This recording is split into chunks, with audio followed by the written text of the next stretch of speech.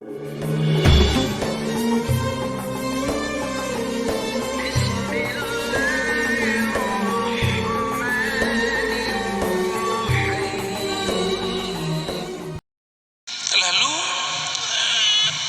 benarkah kalam man arafa nafsahu faqad arafa rabbahu? Kita sudah katakan tadi itu benar. Terlepas dari ini kalam Nabi atau bukan, kalam ini sudah menjadi kaidah dalam ilmu tazkiyatun nafs, ilmu tasawuf, ilmu kerohanian. Lalu apa maknanya? Siapa yang kenal dirinya, maka dia kenal Tuhannya. Antum nih teman-teman, namanya misalnya Abdullah, dikasih bapaknya Abdullah. Mengenal diri itu mengenal tubuh si Abdullah atau kenal yang mana? Sekedar mengenal jasad? Tentu tidak. Lalu kenal apa ini? Kenal yang mana ini? Bukan yang jasad ini. Kan banyak juga Pak, anak-anak udah 7 hari gak punya nama. Bapaknya datang ke kita, Tat, kasih nama dong anak saya.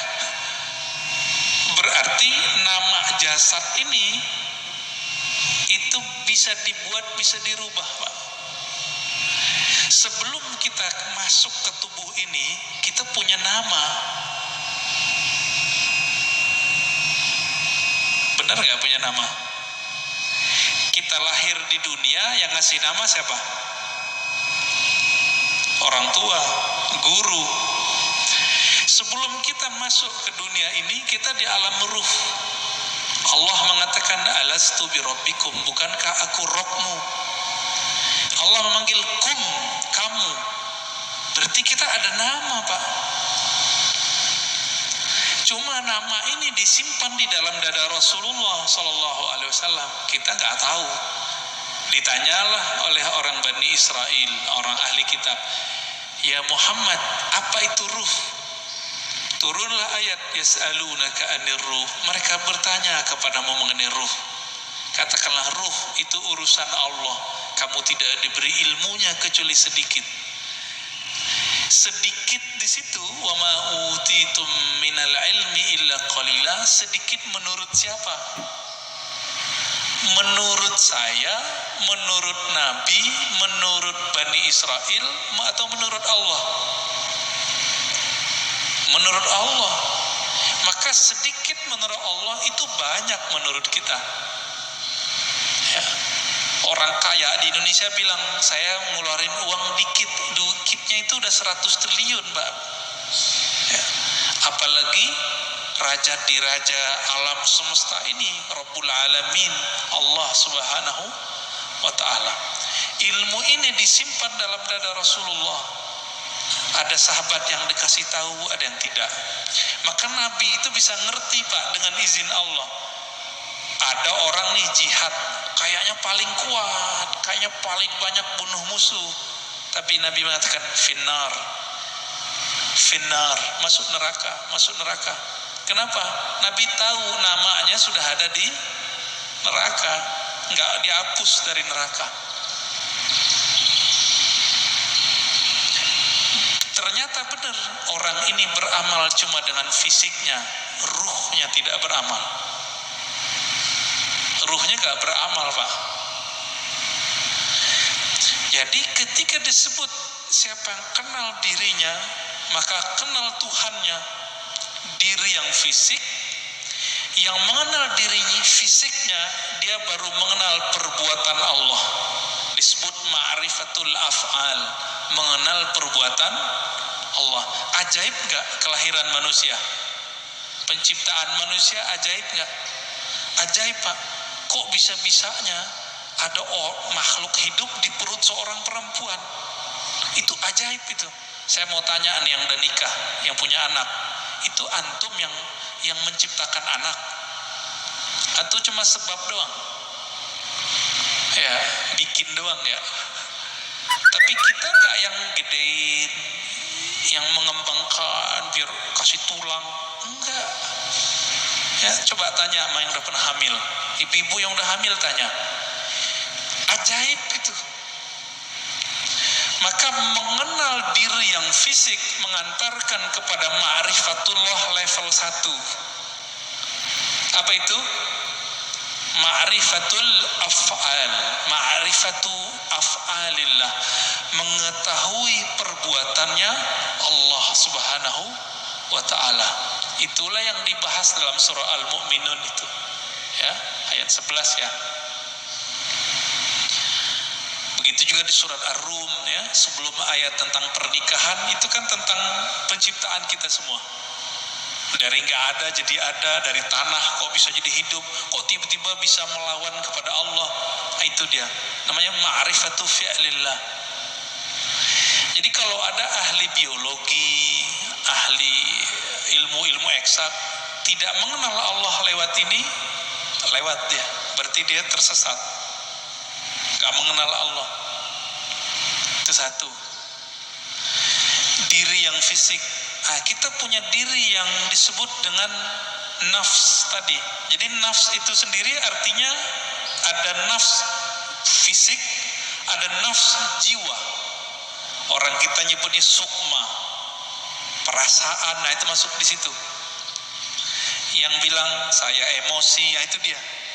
Saya jatuh cinta, ada itu. Seneng, sedih, itu masuk ke si nafs ini. Yang nafsunya besar, yang nafsunya kecil, penakut, pemberani, itu si nafs. Nah, punya nggak nih? Punya ya? Punya kita. Inilah yang dikatakan di Quran, wa man nahan nafsa anil hawa fa innal jannata hiyal ma'wa. Yang mampu menahan, mengendalikan nafs jiwanya, maka dia dapat surga. Nah, ini ma'rifat apa nih? Ini masih sama, ma'rifatu fi'lillah, perbuatan Allah, cuma perbuatannya yang tidak tampak secara fisik. Jadi perbuatan Allah ini kan ada yang tampak secara fisik, ada yang tidak tampak. Ini masih sama. Ilmu untuk memahami ini disebutlah ilmu tazkiyatun nafs. Jadi tazkiyatun nafs itu baru cabang dikit dari tasawuf. Karena orang alergi dengan ilmu tasawuf, nggak mau mereka nyebut istilah tasawuf. Takut ditinggal jamaah. Kalau ustadz udah takut sama jamaahnya, terus jamaah takut sama siapa dong? Ya. Kalau si ustadz udah bergantung kolbunya kepada jamaah, lalu jamaah bergantung kolbunya sama siapa? Jadi kalau ada di antara antum yang ustadz, dai, jangan dai ngikutin murid, jangan guru ngikutin selera murid, murid yang ngikutin guru. Gitu seharusnya. Kalau enggak, itulah yang Nabi lakukan. Nabi enggak diikuti oleh ahlu Mekah, maka belum berhijrah. Berhijrah beliau, menjaga idealisme seorang guru. Nah, ini perlu Pak. Itu diperlukan ma'rifat yang ketiga, mengenal diri yang qalbiyah, diri kolbu.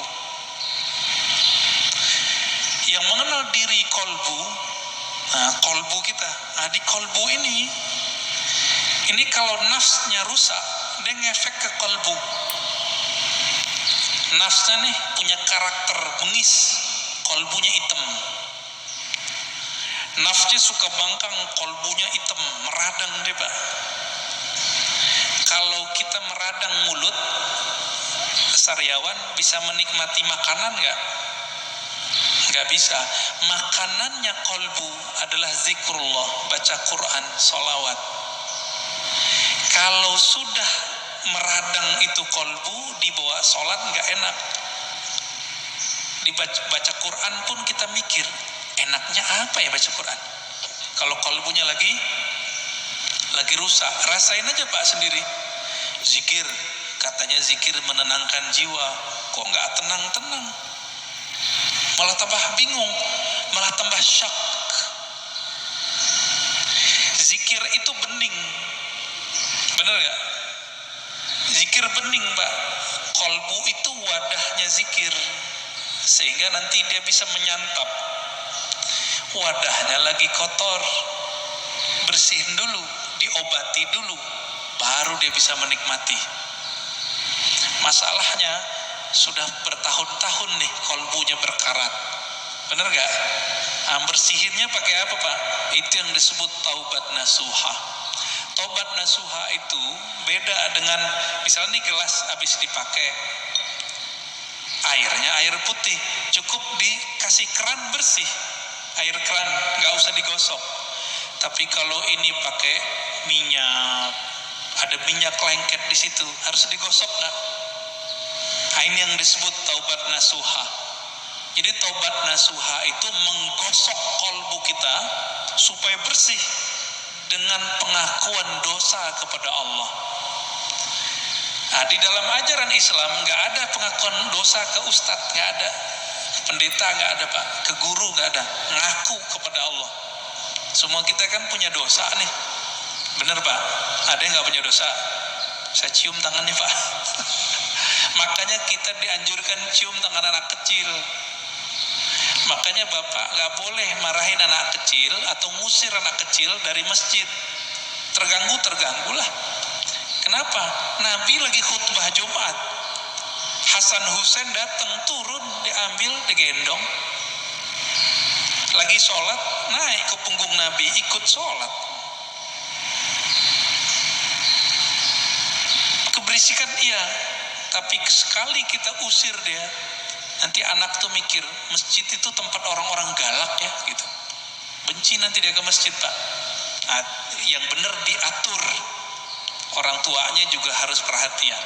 Bapak Saudara makan Allah, jika kita sudah sampai mengenal diri si kolbu itu cuma mau satu, asma Allah.